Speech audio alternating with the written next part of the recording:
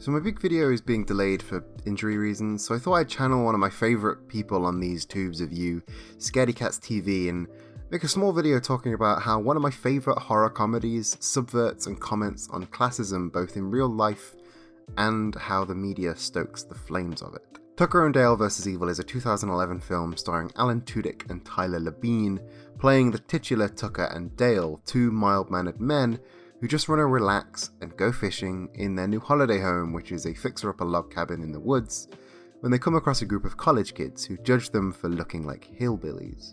One of the group, Chad, harbours a violent hatred for the pair simply for being hillbillies, and he fans the flames of judgment to the rest of the group throughout the film. When one of the group, Allison, gets injured, Dale, the lovable teddy bear of a man, brings her to the cabin to nurse her to health. Chad willingly and nefariously misinterprets this as Dale kidnapping Allison and convinces the rest of the group to siege the cabin and try and rescue their friend to kill Tucker and Dale. I won't spoil the whole thing, but since it's a horror comedy, there's some very fun, very gory deaths, and well, you should go watch it. Go on. Pause the video. Watch it now. It's gotta be streaming somewhere. I'll wait.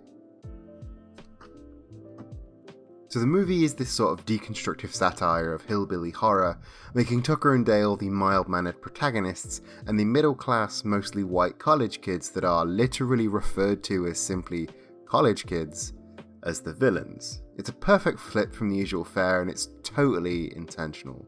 Writer and director Eli Craig grew up with his dad in the backwoods of Oregon for half his childhood, and was tired of seeing villains in movies like Wrong Turn and Texas Chainsaw Massacre that look and act like his dad did.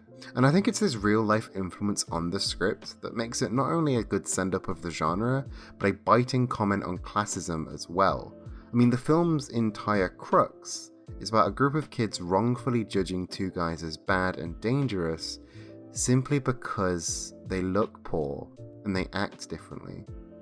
This judgment is then further stoked by a charismatic, rich, white Chad, and even extends beyond just the college kids, when police and the sheriff blame Tucker and Dale for the ensuing bloodbath before hearing them out. And when Dale attempts to include the police in the first place, Tucker has this really poignant line about halfway through the picture when he says, "Well, it doesn't matter what happened. What matters is what looks like what happened." The film is very clear. It knows, and Tucker knows, that the prejudice that they face isn't an isolated incident from the college kids, but a systemic one. Just like always, the well-spoken, clean-looking, wealthy kids will be believed, and the hillbillies will be othered, their opinions will be tossed aside, and they'll be treated like the bad guy. Throughout the film, Chad, the major antagonist, weaponizes misunderstandings and willfully reinterprets what's happening to paint Tucker and Dale as evil, as kidnappers, as killers. All the while Tucker and Dale are just trying to fix up their shack, and then later literally trying their hardest to stop the college kids from killing themselves. He literally considers himself superior in every way to Tucker and Dale, as he's richer, smarter, and better looking.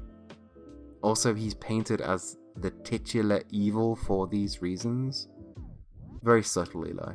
The first two acts of this movie almost feel like two different films butting heads. On the one side, you have this buddy comedy with Tucker and Dale who just want to live their life, and then a schlocky, mainstream hillbilly horror film tries its best to force itself into the view. Much like how, like we discussed in the Chavs video, mainstream, right-wing, middle-class sensibilities try to force themselves onto the lives of the real people that happily live like Tucker and Dale do. Heck, the movie even starts as this hillbilly horror film, as the first sequence in the movie is the college kids first encountering this duo of creepy, scary hillfolk, before switching perspectives completely and reveal that they're just a couple of guys who want to fish. And when Tucker and Dale reject this narrative forced on them by Chad and the college kids over and over, Chad, who in this metaphor represents right-wing elites, the upper echelons of the media, who are parroting this narrative in the first place, he drops all pretense and devolves into cartoonish evil, as all he wants to do is eradicate the hillbillies for reasons that don't even end up being true in the end. Stretching out this metaphor a little more painfully, we have Allison, who was originally buying Chad's shtick before Dale nursed her back to health, played board games with her, and basically convinced her that he was, human. She takes it upon herself to try and play mediator between the terrible, awful man who wants to kill poor people and the poor people who want to keep living. She is liberals in this metaphor. She sees the two as the same and thinks a peaceful compromise is the way forward, and in true right-wing fashion, Chad claims the liberals as part of his silent majority, claims her as her own, and then literally attempts to kill her when she does as much as humanize the poor. Or at least that's what I saw, and that's what me and Zach saw when we watched this film the other night. In any case, the message of this film seems to be, at the very least, don't judge the poor, or those that live differently to you, as lesser, as bad, or as dangerous. Especially not because some twat in a popped polo neck tells you. Fuck you, Chad. So what do you think of this film? And this reading of this film? Let me know in the comment section below, and any more horror films you think I might like, or just tell me I sound nice today. Comments are good for the algorithm. And while you're down there, the like and subscribe buttons, if you liked this video, they're also great for the algorithm as well. And a super huge thank you to all the patrons on screen right now, and a special thanks to the fresh cheese bags of the month: Alex Bryson, Clouds Haberberg, Ethan Safron, The Horse of Many Names, Karl Raade, Logan Myers, Mulloy, Ruby Lombax Arts, The Magpie Magus, neuroticanarchy, swishyclang, What Would Jedi Do? Our executive producers Tom, Dolan and Kozmosaur, and the flippity flop philanthropist himself, Edward Valentine. Love you, bye.